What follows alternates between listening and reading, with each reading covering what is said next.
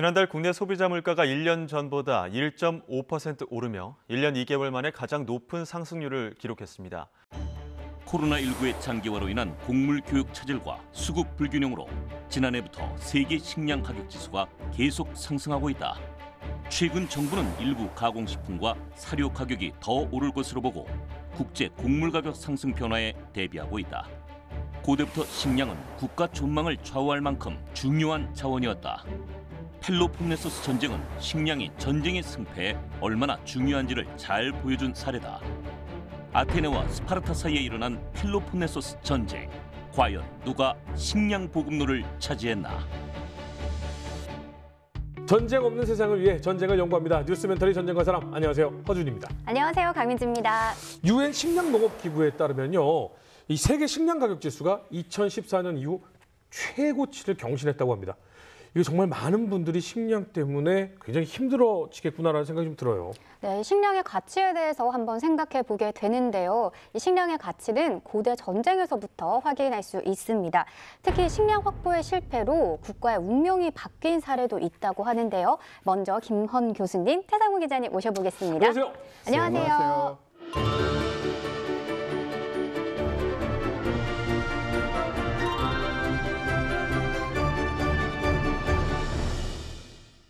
네, 오늘 주제가 식량으로 국가의 운명이 바뀐 전쟁입니다. 예. 교수님, 어떤 전쟁인가요? 예, 가장 대표적인 것으로 펠로폰네소스 전쟁을 꼽을 수가 있을 겁니다. 펠로폰네소스 반도에 있는 스파르타와 전통적인 강국의 하나라고 할 수 있는 아테네 사이에서 벌어진 전쟁이라고 할 수 있는데요. 사실 아테네가 페르시아와 그 마라톤 전투를 치르고 살라미스 해전을 치룰 때는 사실 그 스파르타에 비하면은 이류 국가라고 할 수 있었습니다. 게다가 그 밀티아데스 마라톤 전쟁의 영웅이었던 네. 밀티아데스의 아들인 키몬이 아테네 주도권을 잡았을 때는 또 별 문제가 없었어요. 왜냐? 키몬은 스파르타에 굉장히 친화적인 정책을 썼고 스파르타인들에 대해서 우호적인 입장이었었죠. 이랬는데 키몬이 암살을 당합니다. 그리고 이제 민주파가 그 득세를 하게 되는데 민주파에서도 그 가장 격렬했던 사람이 바로 페리클레스라는 사람인데 이 페리클레스가 실권을 쥐자 스파르타가 드디어 긴장하기 시작합니다. 이 그 전통적으로 스파르타는 왕정을 취하고 있었거든요. 그리고 과두정을 취하고 있었기 때문에 이 민주정이 자기네들에게 번져오는 것을 굉장히 경계했고 민주파가 아테네에 득세하는 것을 굉장히 경계했었죠. 그런 상황에서 페리클레스는 그 자기의 동맹을 강화시키기 위해서 동맹국들에게 굉장히 강압적으로 갔습니다. 근데 이게 굉장히 역설적인 게 페리클레스는 굉장히 급진적인 민주주의자였음에도 불구하고 아테네 자체에서는 민주정을 확장시키지만 다른 나라와의 관계 속에서 민주주의가 아니에요. 그러니까 이제 델로스 동맹 사이에서도 이탈하려고 하는 세력이 생겼고 얘네들이 스파르타한테 도움을 청하는 거예요. 그러면서 스파르타가 안 되겠다. 아테네 손 좀 봐줘야겠다. 그래서 이제 전쟁을 결심합니다. 그리고 아테네에게 받아들이기 힘든 여러 가지 조건을 내세워요. 네가 요것만 하면 우리가 전쟁 안 한다. 요것만 하면 전쟁 안 한다. 그것 중에 하나가 뭐냐면 그 아테네가 점령한 도시들 몇 개를 돌려주라는 거예요. 근데 그건 줄 수가 없는 거죠. 그러니까 그 페리클레스가 딱 보기에 저거는 협상의 조건이 아니라 싸우자는 얘기다. 그러면서 이제 아테네 시민들에게 얘기를 하죠. 걱정하지 마라. 우린 이길 수 있는 필승의 전략을 내가 가지고 있다. 이게 가능했던 이유는 사실 그 스파르타가 아테네를 치러 가면은 아테네는 해군력을 가지고 스파르타를 치는 그런 작전을 썼었거든요. 그러니까 그 아테네를 공격하기 위해서 스파르타가 육지로 갔을 때 그 도성 주변에 있는 사람들 전부 아테네 속으로 들어온 거예요. 도성 속으로. 그 피신하고 있으면 스파르타의 공격은 무력화되는 거죠.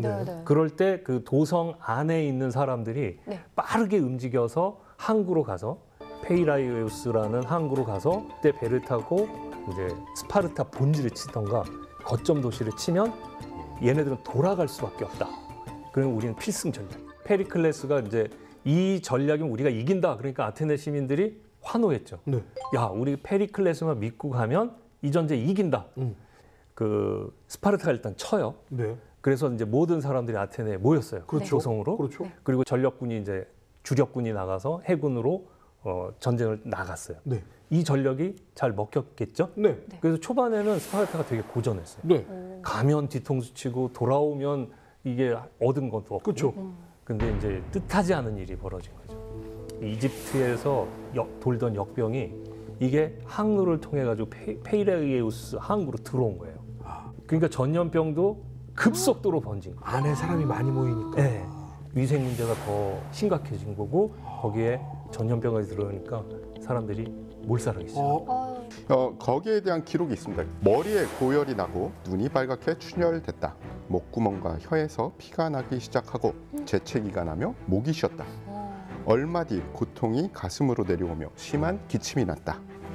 이런 대목이 기록돼 있습니다. 병이 그냥 1년 돌고 끝난 게 아니라 4년에 걸쳐서 대유행을 한 거예요. 심지어 지도자인 펠리클레스마저도 이 역병으로 사망을 합니다. 아테네 사람들은 사실 페리클레스 믿고 전쟁한 건데 그러니까요.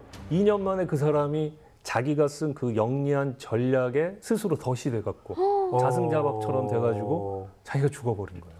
와. 그러니까 지도자를 잃으니까 이게 갈팡질팡하게 되죠. 그리고 스파르타가 쳐들어오면 들어와야 되는데 들어오면 안에는 역병이 기다리고 있고 나가면 스파르타가 있고 와. 그러니까 아테네인들이 정말 고통스럽게 하루하루 지내게 됐던 거죠. 그러니까 여러 가지 우리는 나가서 해군 그 역을 가지고 스파르타의 여러 거점 도시나 그 전력의 요충지를 쳐야 된다는 그런 얘기가 나올 수밖에 없죠.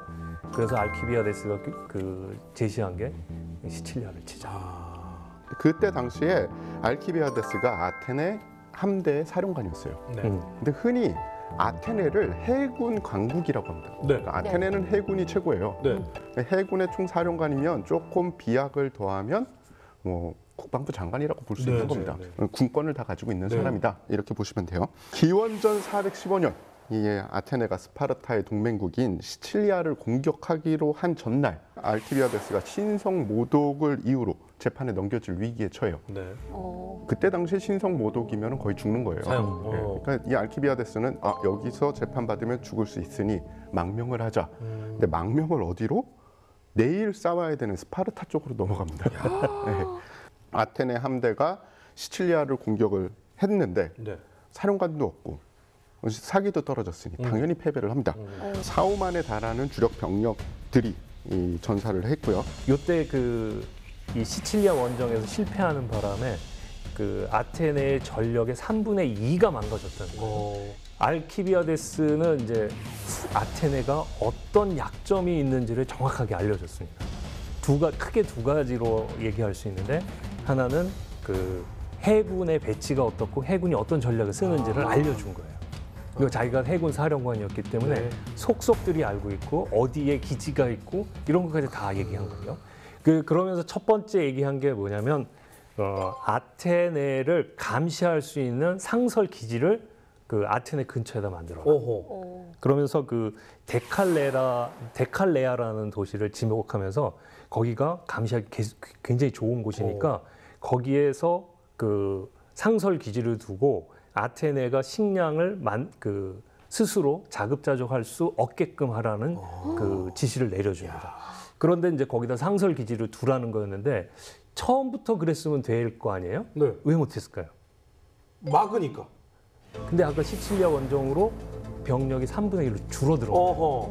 그러니까 거기에다 상설 병력을 배치해둬도 아테네가 침략할 수 있는 힘이 없는 거죠.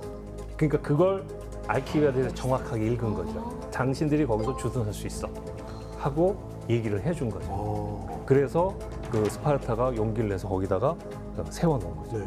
그러니까 아테네 사람들은 그걸 보고 나올 수가 없는 거예요. 경기 계속 지키고 있으니까. 그러니까 자급자족할 수 있는 식량 보급의 방법이 원천적으로 차단이 된 거예요. 이렇게 해서 아테네는 이제 정말 힘든 상황에 놓였고 예. 스파르타는 이제 세계가 내 것 같은데 예. 그럼 여기서 그만두나요? 이제는 이제 스파르타가 어떻게 보면은 이제 전쟁 끝내는 일만 남은 것처럼 보이죠. 네. 그러나 이제 아테네는 여전히 그 해군력을 가지고 3분의 1이지만 여전히 강한 해군력을 가지고 여기저기서 보급로를 뚫으려고 그러고 또 동맹국들로부터 전사들을 끌어오고 그러면서 버텨나간 네네. 거예요. 네. 그러니까 이걸 완전히 제압하려면 스파르타가 해군력이 있어야 되는 거예요. 네. 근데 스파르타는 해군력이 없죠. 왜냐하면 전통적으로 펠로폰네소스 동맹이라는 건 육군 중심이었으니까. 그러니까 스파르타가 어떤 전략을 세우냐면 페르시아를 이용하는 거예요. 페르시아에는 두 가지가 있어요. 뭐죠? 돈이죠. 황금이 있고 배가 있어요. 페르시아라는 외세까지 개입을 하게 되는 거죠. 스파르타 동맹국들에게 전함을 건조할 수 있는 비용, 그리고 선원을 유지하고 고용할 수 있는 비용을 자금을 대주는 거예요. 근데 이제 아테네가 그럼에도 불구하고 여전히 그 막아내고 그 버텨내고 그 중간중간 중요한 해전들에서 이겨내요. 그러니까 여전히 끝내질 못하고 있는 거예요. 그러면서 이제 결정적인 전투를 생각하게 되는데 지금 이제 자체 식량을 보급할 수 있는 거는 이제 끝냈잖아요. 네. 거기 상설 그 기지를 만들므로 네. 해서 아테네 시민들이 나와서 농사 지을 수 있는 여지는 이제 없어졌어요. 그리고 이제 남은 건 흑해에서 오는 이제 식량들인데 흑해에서 식량이 오려면은 그 흑해와 에게 사이에 그 마르마나 해협을 지나야 돼요. 그 이쪽을 스파르타가 차지하고 막아내면 이제 아테네는 더 이상 힘을 쓸 수가 없는 거고 아테네는 최대한 버티기 위해서 거기를 막아내야 되는 일이 생기는 거죠. 그 스파르타의 리산드로스 이 사람이 이제 이끄는 함대가 그 흑해와 아테네에 있는 그 보급로를 장악하러 가게 됩니다. 네. 그러면 이제 아테네는 저거 막아야 되잖아요. 저거 없으면 굶어 죽어요. 네. 그러니까 그쪽으로 또 급파를 하게 되는데 그곳의 전투가 바로 그 아이고스 포타미 전투였습니다. 이 사실은 페르시아의 지원을 받아서 스파르타의 해군을 육성하는 데 있어서 가장 유능하게 일을 한 장군이 바로 리산드로스 장군이에요. 아테네 해군은 지휘관이 무려 6명이었습니다. 누구도 책임 안 지려고 하는구나. 근데 이게 저기 뭐야 이례적이거나 나쁜 건 아니고 거기 민주주의였잖아요. 그래서 그 10개의 부족이 있었는데 10개의 부족에서 투표를 통해서 한 부족에서 장군 하나씩 뽑아요. 그리고 한 장군이 독재적으로 군대를 지휘하지 못하도록 한 사람씩 돌아가면서 했던 게 관례였어요. 근데 사실 10명이었는데 이 전쟁에서는 10명이 다 참가하지 못하고 6명밖에 없었으니까 그만큼 아테네의 전력이 좀 약했던 거라고 볼 수 있죠. 아테네 쪽에 전함은 170척, 그리고 병력 수는 약 2만 명 정도가 있었습니다. 이 반면 스파르타는 지휘권이 확실했죠. 전함은 170에서 180척, 해군 병력은 약 2만에서 3만 명 사이가 있었다고 합니다. 근데 얘기를 듣다 보니까 그때 해전은 어떨까? 내가 봤던 영화처럼 했을까? 이런 생각이 들어요. 네, 이때 한산 전투는 어땠나요? 일단 스파르타하고 아테네 모두 비슷한 종류의 이 전투함을 사용을 했어요. 3단 노선 혹은 뭐 트라이림이라고 부르는 전투함인데요. 이 기원전 7세기와 4세기 사이에 이 지구상에서 존재했던 전투함 중에 가장 강력한 전투함이 바로 3단 노선입니다. 길이는 평균 약 37m, 그리고 무게는 50톤. 예. 보통 한 200명의 이 승조원이 있었거든요. 옛날에는 지금처럼 뭐 배를 들어가지고 유지 보수를 못하죠. 네. 그런 기계가 없잖아요. 그렇죠. 그래서 인력으로 배를 들어서 유지 보수를 할 수 있게 네. 만들려면 그 정도가 한계라고 해요. 그게 제일 큰 거군요. 예. 3단 노선이라는 게 양측에 이 노가 이렇게 3단으로 이루어져 있어요. 맨 아래, 중간, 그리고 맨 밑에 층은 잠수함 같은 느낌. 맞아요. 그래서 맨 밑에 층에서 노젓는 사람들을 제일 존경했대요. 왜냐하면 이 적함이 들이박으면 그쪽에 구멍이 뚫려서 제일 먼저 죽을 확률이 크고, 그리고 해를 못 보잖아요. 아테네는 벌써 여러 번 이야기가 나온 것처럼 해군 강국, 네. 그리고 스파르타는 육군 강국입니다. 그렇죠. 그래서 이 두 나라가 똑같은 전투함을 운영하지만 사용법이 약간 달랐어요. 아테네는 이 조함하는 기술이 매우 뛰어나니까 배로 상대방의 적국의 배를 들이박는 충각 공격을 잘했어요. 충각 공격의 중요한 것은 배를 조함하는 기술 그리고 속도입니다. 충각은 배 앞부분 단단한 부분으로 상대편의 약한 배 옆구리를 들이받는 거 아닌가요? 맞습니다. 예, 이 함수에 설치된 엠브론이라고 불리는 충각이 있어요. 네. 이게 적함 선체를 들이받는 용도입니다. 강철로 아주 탄탄하게 만들었죠. 그리고 보시면은 그냥 빼쭉한 뿔 모양이 아니라 이렇게 여러 갈래로 돼 있어요. 그래서 박으면서 좀 더 피해 범위를 넓히는 거죠. 이제 충각 공격을 했을 때 두 가지 옵션이 있어요. 그냥 배만 빨리 치고서 빠져서 적함에 구멍을 뚫을 것이냐, 아니면 우리의 충각 공격으로 인해서 우리 함이 붙었을 때 이 함수를 통해서 이 보병들을 적함에 탑승시켜서 근접전까지 벌일 것이냐, 그걸 판단을 해야 돼요. 왜냐? 적함에 구멍을 뚫잖아요. 그리고 빨리 빼지 않으면 우리 배가 그 함에 박힌 채로 같이 침몰할 수 있어요. 아테네 해군은 중장 보병이 타긴 합니다. 근데 육지의 중장 보병보다는 작은 방패를 사용을 하고, 그리고 창을 드는 대신에 이 칼을 사용해요. 뭐 올라타야 되니까요. 그렇죠. 그리고 줄이 달린 갈고리를 장비를 해서 적함에 신속하게 탑승하든지 아니면 바다에서 떨어졌을 때 다시 이 등선을 할 수 있는 이런 요건을 갖추게 되죠. 반면에 스파르타는 우리는 충각 공격보다는 그냥 올라타서, 스파르타는 워낙에 근접전을 잘하니까 그렇죠. 전투병을 올려가지고 그냥 전투로 하자. 백병전으로 가는 거죠. 네. 그래서 이 아이고스 포타모이 해전에서 아테네 해군은 나흘간 스파르타 해군에게 싸움하자, 우리 전투하자 하고 싸움을 걸었어요. 네. 근데 나오질 않았어요. 아테네 해군이 그러니까 지금 많이 부서졌어도 네. 전통적인 해군 강국이잖아요. 그렇죠.